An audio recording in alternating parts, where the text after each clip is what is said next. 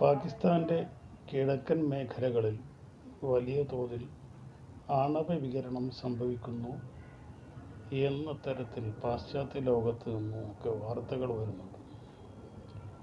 ഇങ്ങനെയാണ് ഇവിടെ ആണവ വികിരണം സംഭവിക്കുന്നത്. പാകിസ്ഥാൻ്റെ കിഴക്കൻ ഭാഗത്തുള്ള കിരാന കുന്നുകളിലാണ് പാകിസ്ഥാൻ ആണവ ആയുധങ്ങൾ സംഭരിച്ചു വെച്ചിട്ടുള്ളത് എന്ന് പരസ്യമായ രഹസ്യമാണ്. ഇവിടങ്ങളിലേക്ക് ഇന്ത്യ ഒരു ബോംബാക്രമണം നടത്തി എന്ന തരത്തിലാണ് വാർത്ത വരുന്നത്. ഒന്നുകിൽ മിസൈൽ ആക്രമണം നടത്തിയിരിക്കും, അല്ലെങ്കിൽ ബോംബർ വിമാനങ്ങൾ ഉപയോഗിച്ച് ഇവിടെ ഒരു ബോംബാക്രമണം നടത്തിയിട്ടുണ്ടാവും എന്നാണ് പറയപ്പെടുന്നത്.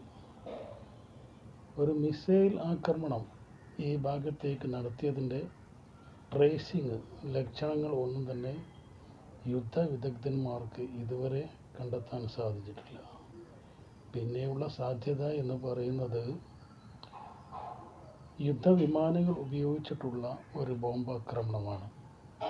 അത് ഒരു അതിർത്തി ലംഘനമാണ്.